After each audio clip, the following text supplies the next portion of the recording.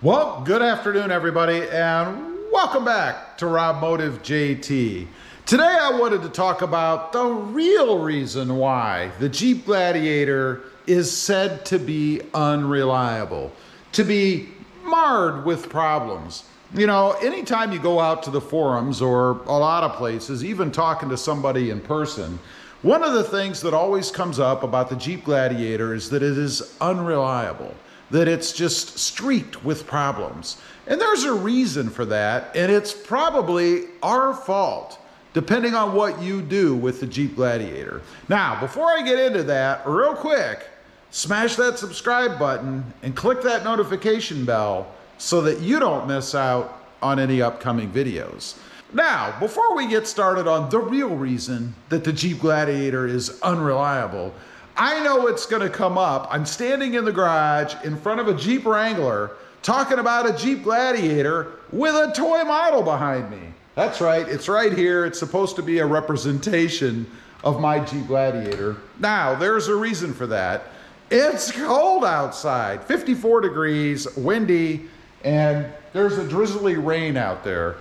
We have a cold front coming through.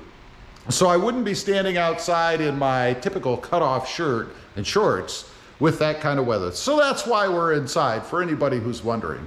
So let's get to the meat of it. There is a reason why the Jeep Gladiator is thought to be unreliable and why it may have more problems overall than other vehicles, and that is due to how it's used. I mean, think about it. It's an off-road vehicle, and if you take it off-road, you're gonna subject it to more problems. You know, running it over the ruts and dents and bumps and rocks and all that stuff, that puts more wear on the truck. I mean, it stands to reason that it's going to have more issues. Compare that to someone who bought one because they like it, kind of like me. They use it as a daily driver. Depending on what you do for a living and what the current environment is, you may not even drive it every day. You may only take it in once in a while. And if you do have a job or something where you're driving it every day for distance, you're driving it on nice, smooth pavement. If you're lucky, if you live in an area that actually takes care of the roads, you're driving it on nice, smooth pavement, probably at consistent highway speeds, not a whole lot of stop and go. So it is gonna last longer and it is gonna have less issues because you're not putting it through its paces. Plus, when you're off-roading, you're gonna have a lot of stops and starts. You might even have a lot of gunning of the engine, depending on what you're doing. I mean, if you get somewhere where maybe you're gonna get stuck or maybe you're spinning the wheels a little bit, that's gonna put more wear and tear on the engine, particularly compared, again, to somebody who's just daily driving in pretty much optimal conditions for vehicles. So it stands to reason that the Jeep Gladiator is going to have more reported problems and more things are going to go wrong. Now, I know some of the detractors out there are going to say, well, yeah, Rob, but it is an off-road beast. It's supposed to be designed to handle that kind of stuff. You shouldn't have reliability problems. Well, you know, when they design things like off-road vehicles, they kind of design them on an average scale, if you will, because they know that not every vehicle they build is going to be used off-road.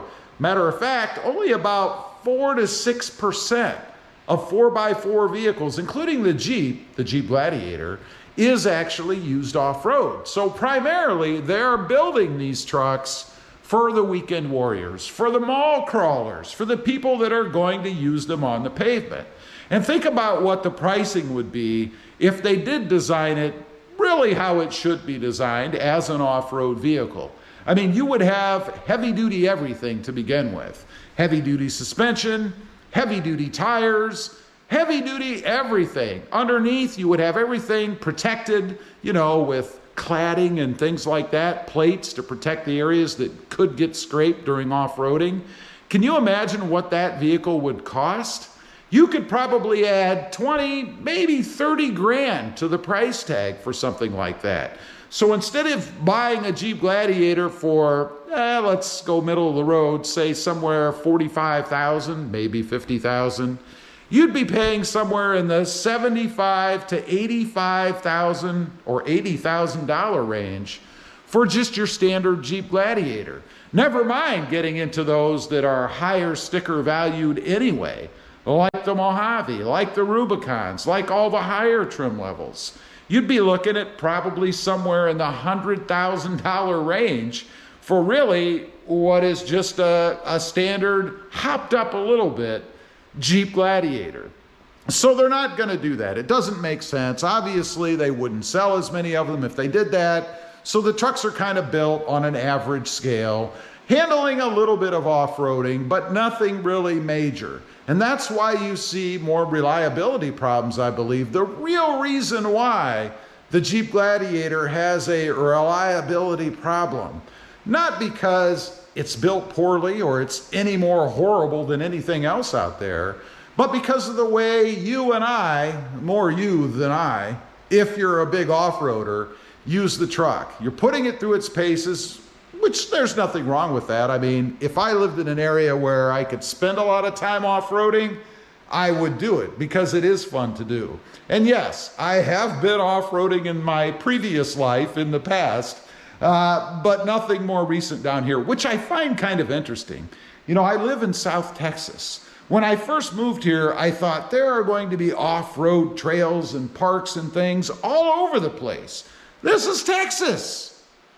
But it's not that way here. It seems most of the land is owned by farmers. It's flat. I live in the valley, down south in the Rio Grande Valley. And there aren't a lot of trails or anything down here unless you know somebody who will let you go drive on their field or their land, or you own the land yourself.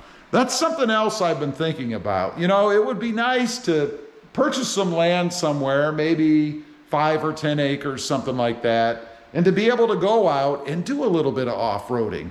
Bring in some dirt, set up some hills and things. The only problem there is trying to keep everybody else that sees you doing it off of the land. Then you have a liability issue. So it's not as easy to go off-roading down here as I thought it would have been. Matter of fact, there are probably more off-roading opportunities up north where I used to live. Anyway, leave a comment. Let me know what you think.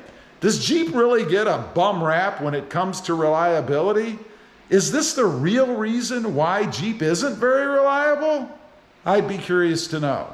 Also, again, real quick, if you didn't in the beginning, make sure you smash that notification bell and click that subscribe button so that you don't miss out on any upcoming videos. I do have 2 additional channels.